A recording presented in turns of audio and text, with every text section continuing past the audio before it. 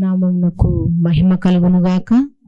ప్రభువునందు ప్రియమైన వాళ్ళారా, దినదినము నూతనమైన మాటలతో మిమ్మల్ని దర్శిస్తూ మీరు అలాగే మేము కూడా వాక్యంలో బలపడుతూ దేవుని చిత్తానుసారంగా దేవుని సన్నిధానంలో ప్రార్థనాపూర్వకంగా మనమందరం సిద్ధపడుతూ ఆయన రాకడ కోసం ఎదురు చూస్తూ ఉన్నాం కదండి. అందు నిమిత్తమై ప్రభువుకు లెక్కింపలేని స్థితులు స్తోత్రములు చెల్లించవలసిన వారమై ఉన్నాం.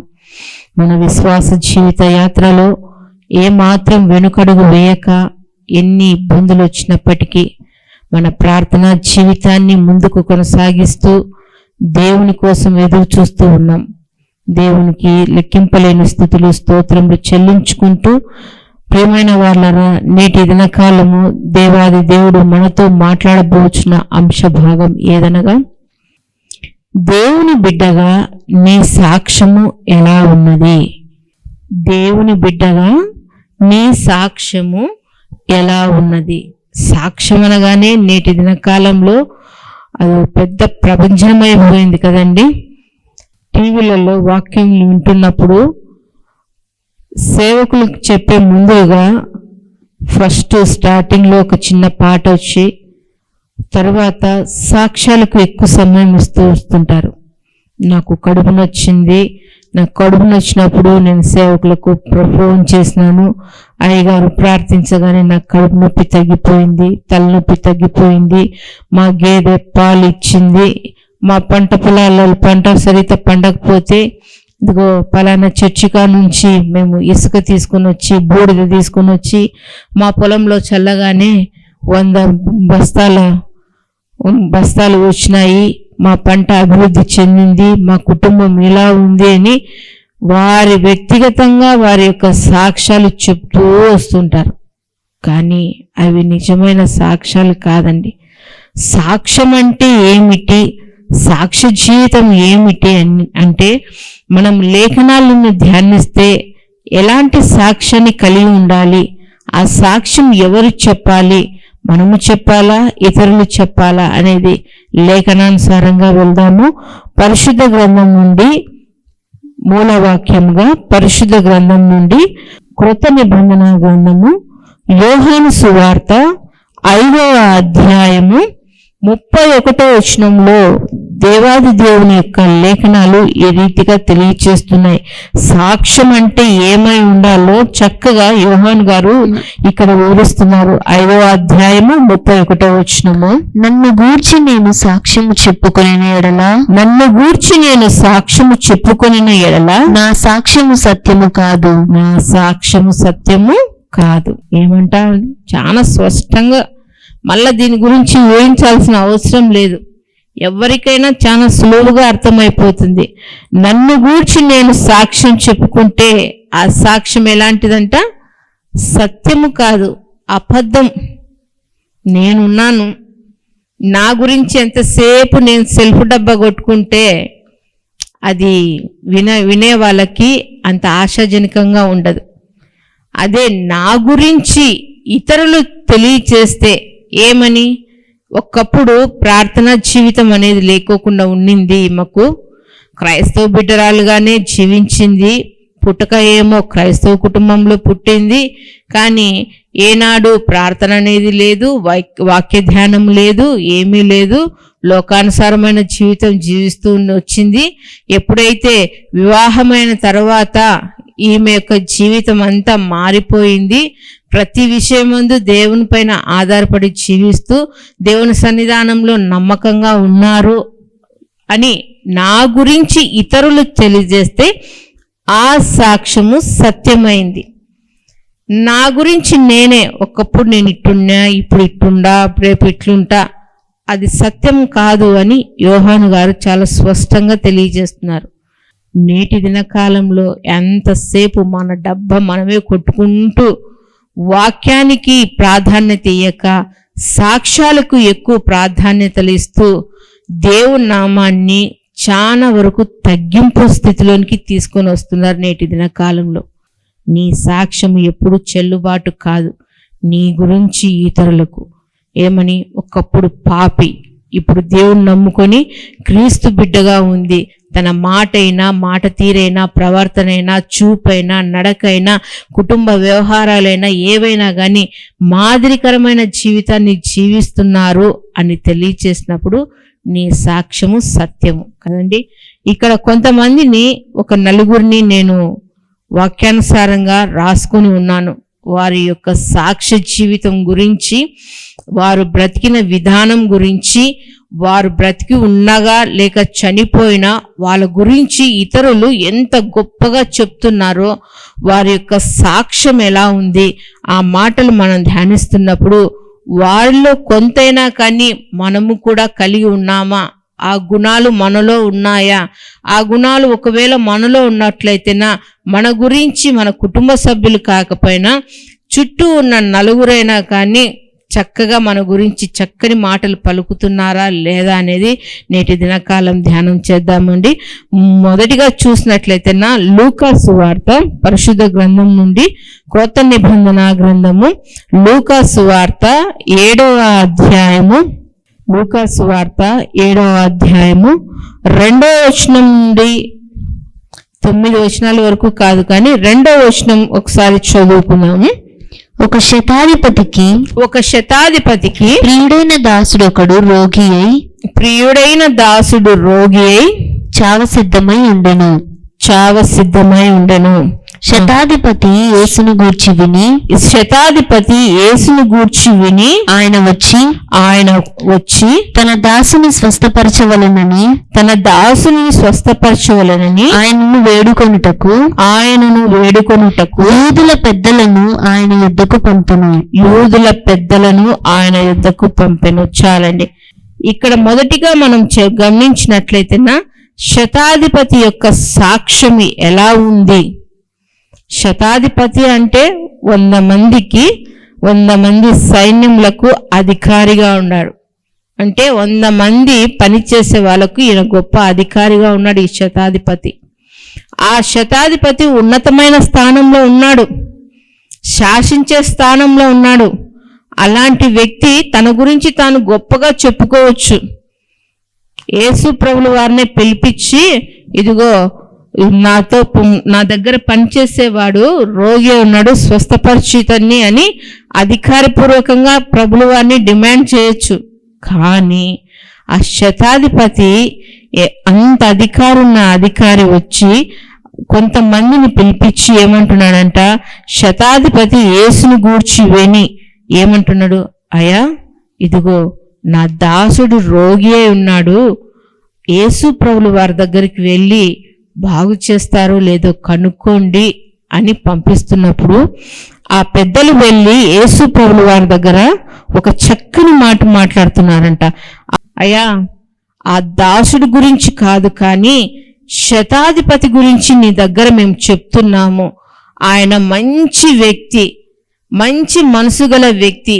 అంత మంచి మనసు ఎలా వచ్చిందంటే మన జనులు సమాజంగా కూడుకోవడానికి, ప్రార్థన చేసుకోవడానికి ఒక సమాజ మందిరాన్ని కట్టించినాడంటే, ఒక మందిరాన్ని కట్టించినాడు, తానే ముందుండి కట్టించినాడండి. మేమందరం ప్రార్థన చేసుకోవడానికి, మేమందరం కూడుకొని దేవుని ఆరాధించుకోవడానికి తానే ముందుండి ఒక చక్కటి మందిరాన్ని కట్టించినాడు. అతడు ఇక్కడుండే జనులను ఎంతగానో ప్రేమించే వ్యక్తి. 100 మందికి అధికారి ఉండి కూడా అతని దగ్గర ఎలాంటి అహంకారం కానీ, అధికారి యొక్క జులము కానీ, గర్వము కానీ, హుందాతనం కానీ ఏమి కనపరచడండి. సౌమ్యుడు, మంచి వ్యక్తి. అలాంటి వ్యక్తికి నువ్వు ఖచ్చితంగా మేలు చేయాలి ప్రభువా అని యూదులున్న పెద్దలందరూ వెళ్ళి యేసు ప్రభుల వారితో మాట్లాడుతున్నాడు. ప్రియమైన వాళ్ళారా, ఈ మాటలు వింటున్న ప్రియమైన జనాంగమా, నీ గురించి నీ కుటుంబ సభ్యులు కాదు కానీ నీ ఇరుగు పొరుగు వాళ్ళు కానీ, లేదా నీకు దూరంగా ఉన్న నీ బంధువులు కానీ నీ గురించి చక్కగా మాట్లాడుచున్నారా? ఒకవేళ నీ గురించి మంచిగా మాట్లాడుతుంటే నువ్వు ధన్యురాలివే. ఇక్కడ శతాధిపతికి అంత పేరు రావడానికి గల కారణం ఏమంటే మనలను ప్రేమించి. అతను వేరే మతస్థుడు, వేరే జాతికి సంబంధించిన వ్యక్తి, అధికారంలో ఉన్న వ్యక్తి అంతగా ప్రేమించాల్సిన పని లేదు, అంతగా అభిమానించాల్సిన పని లేదు. అధికారంలో ఉన్నాడు కాబట్టి తన పనేదో తను చూసుకొని వెళ్ళిపోవచ్చు. కానీ అక్కడ తన చుట్టూ ఉన్న జనులందరి ఎడల ప్రేమ కలిగి, మక్కువ కలిగి, వారి యొక్క అవసరతలు అక్కర్లు తీరుస్తూ వారిలో ఒక మంచి వ్యక్తిగా మసలుకుంటూ జీవిస్తున్న వ్యక్తి. ఒకవేళ ఈ ఉదయకాల సమయంలో దేవుడు నీతో మాట్లాడుతున్నాడు, నీ చుట్టూ నివసిస్తున్న వారి మధ్య నీ ప్రవర్తన ఎలా ఉంది? ఆశాజనకంగా ఉందా? మర్యాదపూర్వకంగా ఉందా? ప్రేమ కలిగిన వ్యక్తిగా జీవిస్తున్నావా? ఇతరుల పట్ల జాలి కలిగి నువ్వు వారికి సహాయం చేస్తున్నావా? ఒకవేళ అలాంటి గుణాలు కానీ లేకపోతే ప్రభు పక్షాన కోరుకుంటున్నాను, అట్టి గుణాన్ని కలిగి ఉండండి.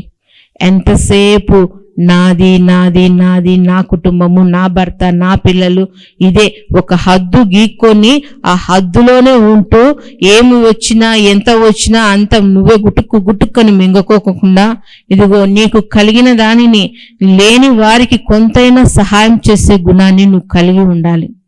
అలా కలిగి ఉన్నట్లయితేనా ఒక దినాన నువ్వు ఈ లోకంలో లేకపోయినప్పటికీ నీ గురించి కనీసము నీ నుంచి సహాయం పొందిన 10 మందిలో అయినా కానీ ఒక్కరైనా కానీ పలానా వ్యక్తి మంచి వ్యక్తి, అతని వల్ల మేము ఈ మేలును పొందుకున్నాము అనే ఒక మాట వచ్చిందంటే నువ్వు జీవించిన జీవితం సాక్ష్యకరమైన జీవితంగా ఉంటుంది. అలా లేకోకుండా ఎంతసేపు రుబాబు చూపుతూ దర్పంగా అంటే గర్వంగా నడుస్తూ నీ యొక్క బంధువుల దగ్గర నువ్వు గర్వంగా నడుస్తూ ఉన్నట్లయితేనా పైకేమో నీ మాటకు నీ ప్రవర్తన బట్టి కొంచెం భయపడతారేమో, కానీ వారి యొక్క అంతరంగంలో దీనంత గర్వము మా ఇంట్లో ఎవ్వరికీ లేదు నైనా, దీనికే వచ్చింది ఇంత గర్వము, ఏమి చూసుకొని మిడిసిపాటు పడుతుందో ఏమో అని మనసులో అనుకుంటుంటారు. అలాంటి మాటలు మనకు రాకూడదండి. నీకు 10 రూపాయలు ఉందా, ఆ 10 రూపాయలు ఒక 5 రూపాయలు ఇతరులకు సహాయం చేసే స్థితిలో నీవు ఉండాలి. అప్పుడు నీ సాక్ష్యం సత్యమైనదిగా ఉంటుంది.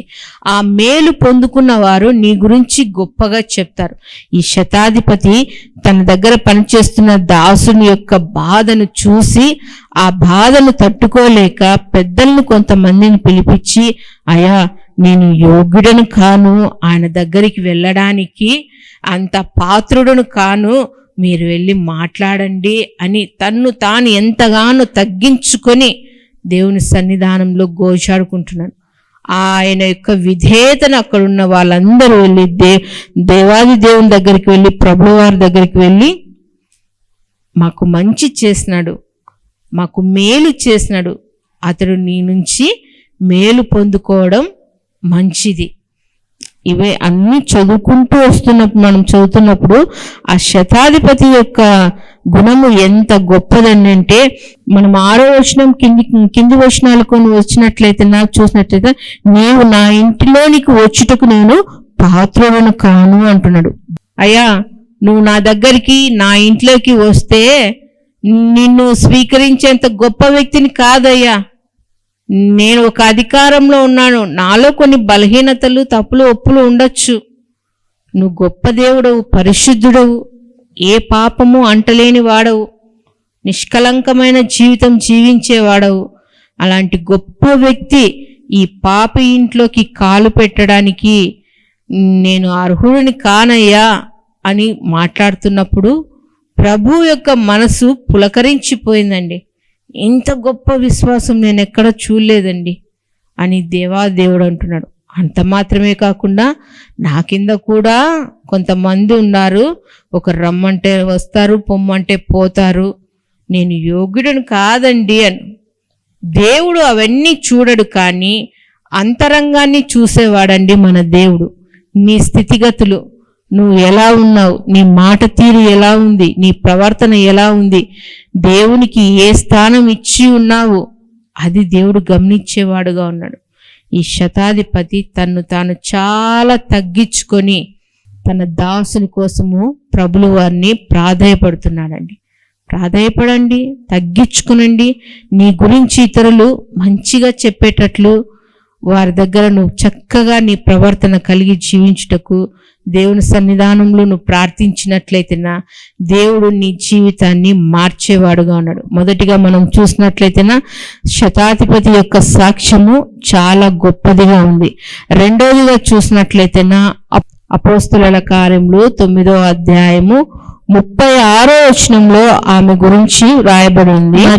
మరియు యొప్పేలో తబితా అని ఒక శిష్యురాలు ఉండెను. తబితా అని ఒక శిష్యురాలు ఉండెను. ఆమెకు భాషాంతరమున దోర్కా అని పేరు. ఆమె సత్క్రియలను ధర్మకార్యములను బహుగా చేసి ఉండెను. చాలండి. ఈమె పేరు దోర్కా అంటే తబిత. తబిత యొక్క సాక్ష్యం ఎలా ఉంది? ఆమె అక్కడ ఉన్న విధవరాలకైతేనేమి, తల్లిదండ్రులు లేని బిడ్డలనైతేమి వారిని ఆదరించే స్త్రీగా ఉంది. ధర్మకార్యాలు చేసే స్త్రీగా ఉంది. తను ఏదో కుట్టు పని చేసుకుంటున్నప్పుడు, అంటే మిషన్ కుట్టుకుంటున్నప్పుడు కొన్ని వస్త్రహీనతతో ఉన్న వారికి కొన్ని బట్టలను ఇచ్చేదిగా ఉంది. పేదలను ఆదరించేదిగా ఉంది. ఆమె యొక్క ధర్మకార్యాలేమైతేనేమి, సత్క్రియలైతేనేమి అక్కడున్న వాళ్ళందరూ పొందుకొని ఉన్నారు. చనిపోయిందండి. ఆమె చనిపోతానే ఆమె నుంచి మేలు పొందుకున్న వారు చనిపోయిందిలే ఇంకా ఆమెతో మాకేం పని అని పక్కకు జారుకొని పోలేదండి. బ్రతికున్నప్పుడు చుట్టుకొని ఉంటారు. చనిపోతానే అంతగా పట్టించుకోరు చాలా మంది. పోతే పోనీలే, వీని వల్ల మనకేం మేలు జరిగింది, ఎప్పుడో ఒకసారి మేలు పొందుకున్నాం, ప్రతిసారి జ్ఞాపకం చేసుకోవాలా అనే సమాజంలో మనం బ్రతుకుతున్నామండి. కానీ ఇక్కడ మేలు పొందుకున్న వారు విధవరాన్లైతేనేమి, కొంతమంది పేతురు గారు వచ్చినప్పుడు ఆమె వాళ్ళతో పాటు ఉన్నప్పుడు ఆమె వాళ్ళకి ఇచ్చిన అంగీలనైతేనేమి, వస్త్రాలనైతేమి, ఆమె చేసిన సహాయాన్ని అయితేనేమి అవన్నీ పేతురు గారికి చెబుతూ ఏడుస్తున్నారండి. ఆమె సాక్ష్యం గొప్పది కాదా?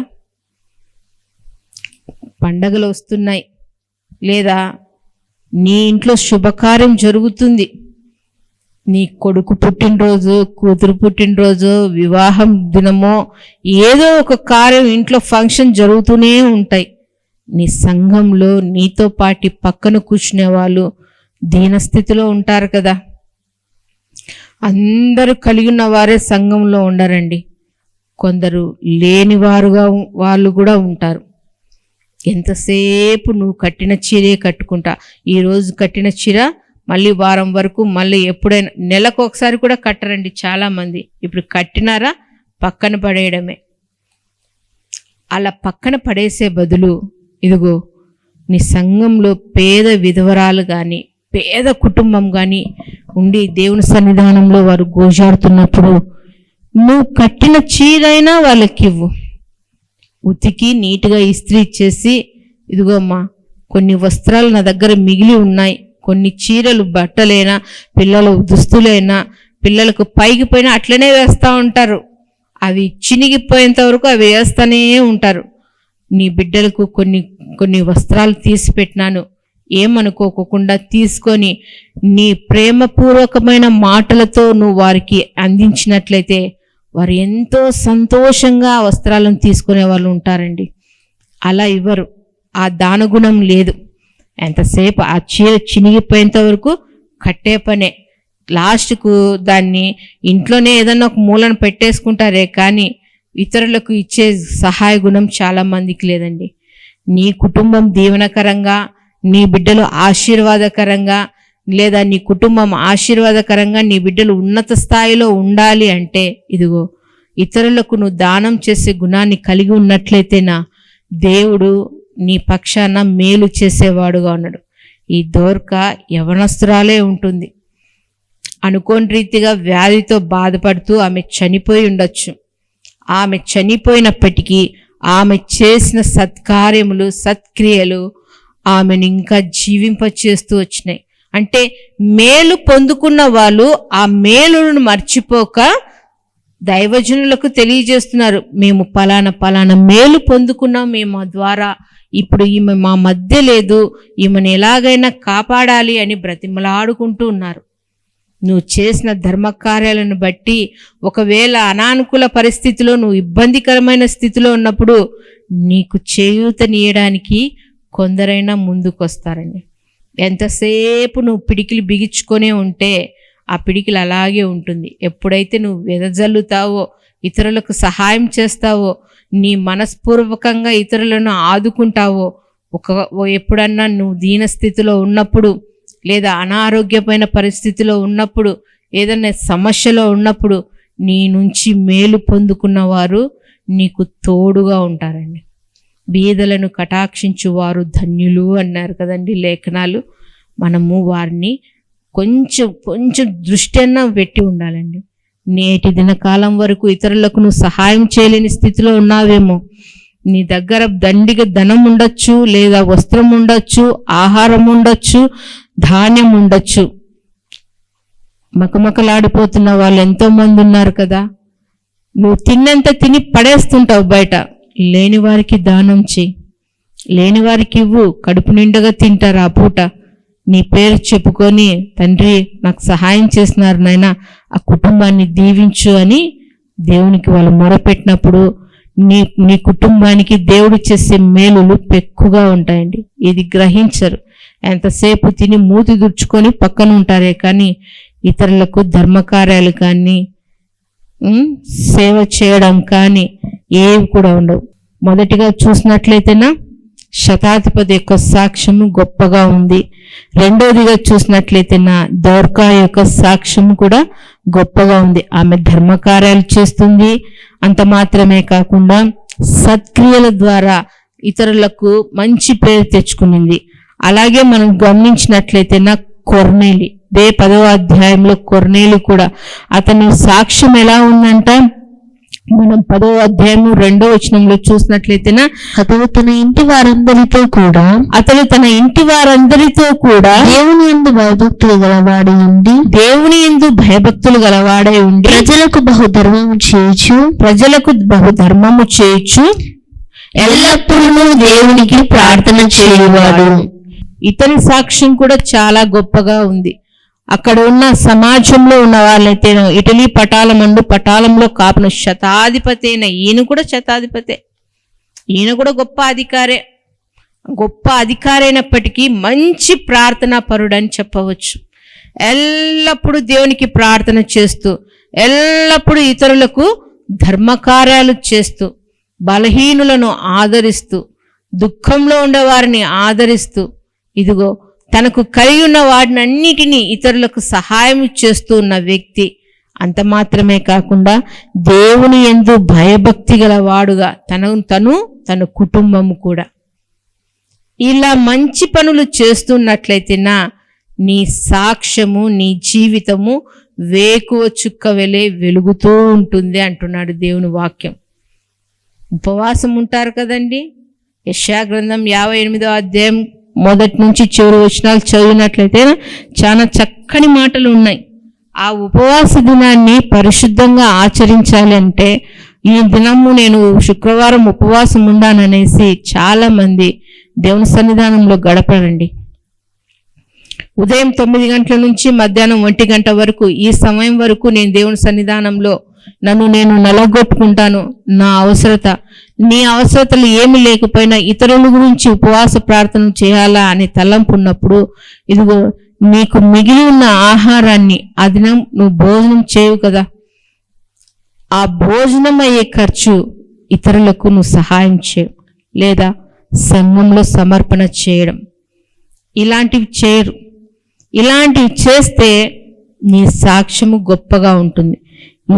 కొర్నేలి కూడా తన సాక్ష్యాన్ని కాపాడుకుంటూ, అంత మాత్రమే కాకుండా తన కుటుంబము, తన బంధువులు అందరూ కూడా రక్షణ మార్గంలోనికి పయనించడానికి దేవుడు కృప చూపించినాడు. చివరిగా మనం చూసినట్లయితేనా ఒనేసిము ఒనేసిము గురించి చక్కని మాట రాయబడి ఉంది. అపోస్తులైన పౌలు ఫిలెమోనుకు రాసిన పత్రిక ఒకే అధ్యాయం కాబట్టి మనము 11వ వచనంలో చూసినట్లయితే ఒనేసిము నుంచి చక్కగా పౌలు గారు చెప్తున్నాడు, అతడు మునుపు నీకు నిష్ప్రయోజనమైన వాడే గాని ఇప్పుడు నీకును నాకును ప్రయోజనకరమైన వాడాయను, నా ప్రాణము వంటి వాడైన అతని నీ యొద్దకు తిరిగి పంపుతున్నాను. ఖైదీగా ఉన్నాడు ఈ ఒనేసిము. ఖైదీగా ఉండి చెరసాలలో ఉన్నప్పుడు ఆ చెరసాలలో పౌలు గారు ఉన్నారు. అతని వాక్యం చేత సంధించబడి మనసు మార్చుకున్నాడు ఒనేసిము. మార్చుకొని దేవునికి ఇష్టకరంగా జీవిస్తున్నప్పుడు, అతడు విడుదలై వెళ్తున్నప్పుడు అతని యజమానునికి చెప్తున్నాడు, ఒకప్పుడు ఒనేసిము నిష్ప్రయోజనకరమైన జీవితాన్ని జీవించినాడయ్యా, ఇప్పుడైతే మారిపోయినాడు, తన జీవితం అంతా మార్చుకున్నాడు, చక్కగా ఉన్నాడు, నీకును నాకును ప్రయోజనకరంగా ఉన్నామా? సంఘానికి అయినా కానీ, సేవకులకైనా కానీ, లేదా సంఘస్థులకైనా కానీ, నీ ఇంటి వారికైనా కానీ, నీ బంధువులకైనా కానీ, ఎవరికైనా కానీ ప్రయోజనకరంగా ఉన్నారా లేదా ప్రశ్న వేసుకోనండి. నీ ద్వారా సంఘానికి ఏమన్నా ప్రయోజనం కలుగుతుందా? నీ సాక్ష్యము ద్వారా సంఘానికి ఏమన్నా ప్రయోజనం ఉందా లేదా ప్రశ్నించుకోండి.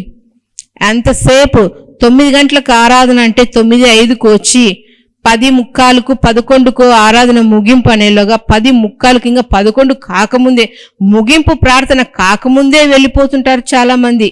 ఏమో ఆడ ఇంట్లో అంత మునిగిపోతా అన్నట్లు. ఒకరితో మాట్లాడరు, సేవకులతో సమాధానం ఉండదు, సేవకురాలతో సమాధానంగా ఉండదు, పక్కన విశ్వాసులతో సమాధానంగా ఉండరు. తన పాటికి రావడం, కూర్చోవడం, వెళ్ళిపోవడం. ఏం ప్రయోజనం? వచ్చినావా, మనసారా దేవుణ్ణి ఆరాధించినావా, నీ స్వరమెత్తి దేవుణ్ణి ఘనపరిచినావా, నీ ప్రార్థన ద్వారా దేవుని స్తుతించినావా, ఏమి చేసినావు? ఏం ప్రయోజనం నీ వల్ల దేవునికి? వేస్ట్గా జీవిస్తుంటారు చాలామంది. ఖైదీ ఉన్న ఒనేసిము తన మనసును మార్చుకొని, తన జీవితాన్ని మార్చుకొని, గొప్ప దైవజనుడైన పౌలు గారి ద్వారా ప్రయోజనకరమైన జీవితాన్ని జీవిస్తున్నాడు, మంచిగా ఉన్నాడు, ఇతన్ని హక్కున చేర్చుకో అని గొప్ప సాక్ష్యాన్ని పొందుకున్నాడండి. మనము కూడా అదే సాక్ష్యాన్ని కలిగి ఉండాలి. ఇతరులకు సాక్షులుగా ఉండుటకు తండ్రి సహాయం చేయమని ప్రార్థిస్తున్నాం నాయన. మేము ధ్యానించిన వారు తండ్రి మంచి సాక్ష్యాన్ని కలిగి జీవించిన వారు తండ్రి, అట్టి స్థితిలో మేము కూడా ఉండుటకు తండ్రి కృప చూపించమని వేడుకుంటున్నాం నాయన. ఎందరైతే ఈ మాటలు వింటున్నారో తండ్రి వారినందరినీ తండ్రి మీ కృపలో జ్ఞాపకం చేసుకొని వారు కూడా తండ్రి ప్రయోజనకరమైన జీవితాన్ని జీవించుటకు తండ్రి సహాయం చేయమని ప్రార్థిస్తున్నాం నాయన. నిష్ప్రయోజనమైన వాటిని అన్నింటినీ దూరపరిచి తండ్రి మీకును సంఘానికి తండ్రి కుటుంబానికి ప్రయోజనకరంగా వారు ఉండుటకు తండ్రి కృప చూపించమని వేడుకుంటున్నాం నాయన. ప్రతి ఒక్కరిని మీ కృపా హస్తాలకు అప్పగించుకుంటున్నాం నాయన. ఏ వ్యాధి చేత, బాధ చేత, ఇరుకు ఇబ్బందుల చేత తండ్రి మీ సన్నిధానంలో మొరపెడుచున్నారో తండ్రి ప్రతి మొరను మీరు ఆలకించి సమాధానంతో మీ బిడ్డలు నింపమని అడుగుచున్నాం తండ్రి. తండ్రి ప్రతి ఒక్కరిని మీ కృపా హస్తాల కింద భద్రపరిచి మీ మేలులతో తృప్తిపరచమని అడుగుతూ మమ్మల్ని మేము తగ్గించుకుంటూ మీ గొప్ప నామాన్ని హెచ్చిస్తూ మాకు రక్షకుడు ప్రాణ విమోచకుడు అయిన నజరేయుడైన యేసుక్రీస్తు నామంలో ప్రార్థించి వేడుకొనుచున్నాము తండ్రి, ఆమేన్. మా చిరునామా దైవజనుడు బ్రదర్ ఓ రూబేన్ గారు, క్రీస్తు ప్రార్థనా మందిరం, డోర్ నెంబర్ 1-10-386, నగరిగుట్ట, పులివెందుల, కడప జిల్లా. మీ ప్రార్థన అవసరాల కొరకై సెల్ నంబర్ 9989067409.